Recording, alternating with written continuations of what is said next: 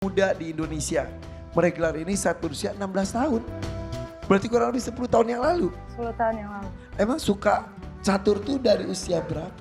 Dari usia 9 tahun.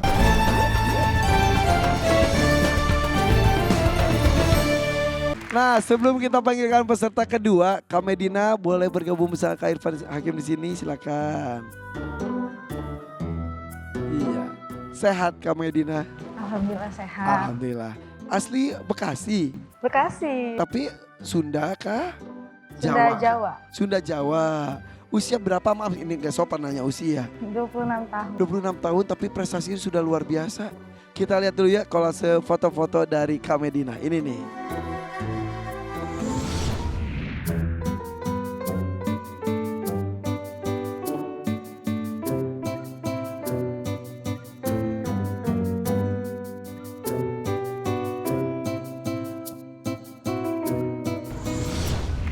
Masya Allah. Kak Irfan bacakan dulu ya.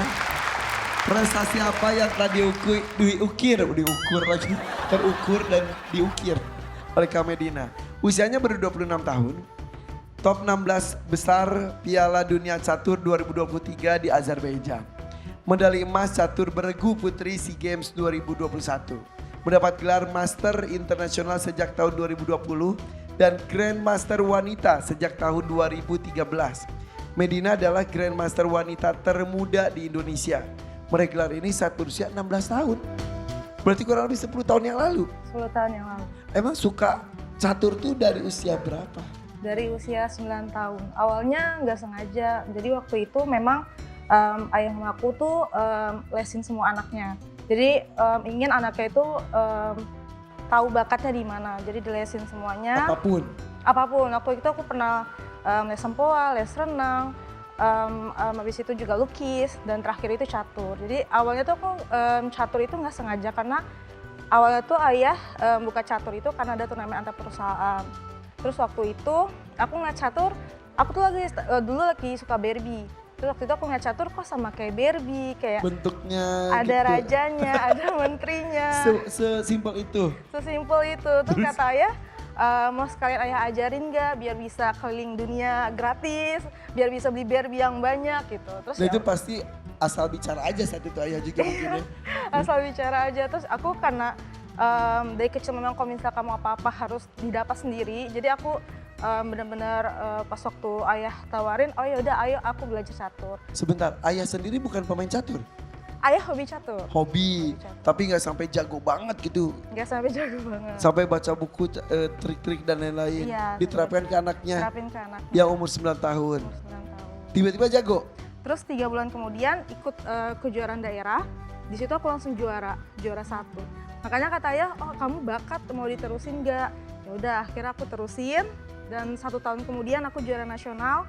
2 tahun kemudian juara dunia antar pelajar. Sesimpel itu. Emang boleh? Emang boleh sesimpel itu.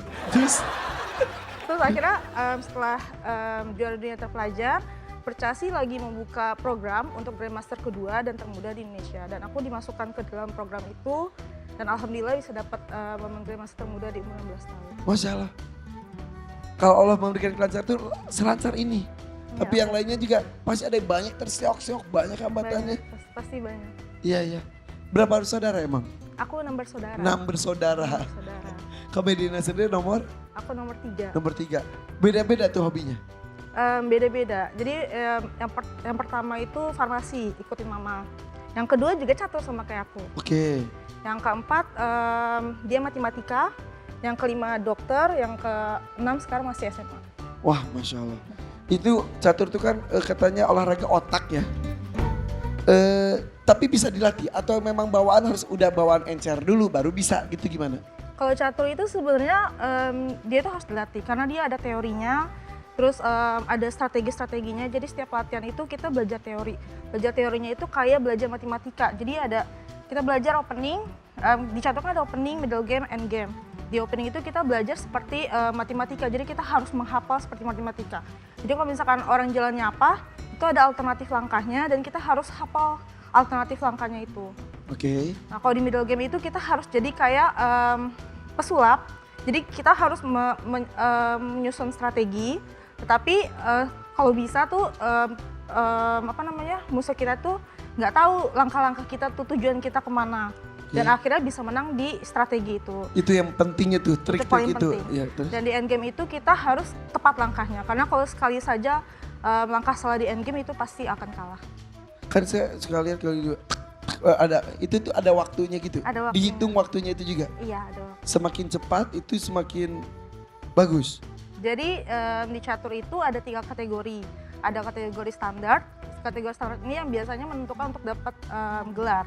Seperti Grandmaster, Master Internasional itu didapatkan dari lomba-lomba catur standar.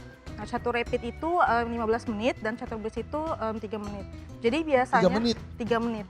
Jadi biasanya kalau misalkan orang awam tuh kalau ngeliat catur pasti tertariknya yang 3 menit itu, yang blitz itu. Iya. Karena harus kecepatan Berpikir cepat ya? berpikir dan kecepatan melangkah itu sangat bergantung untuk kemenangan. Masya Allah.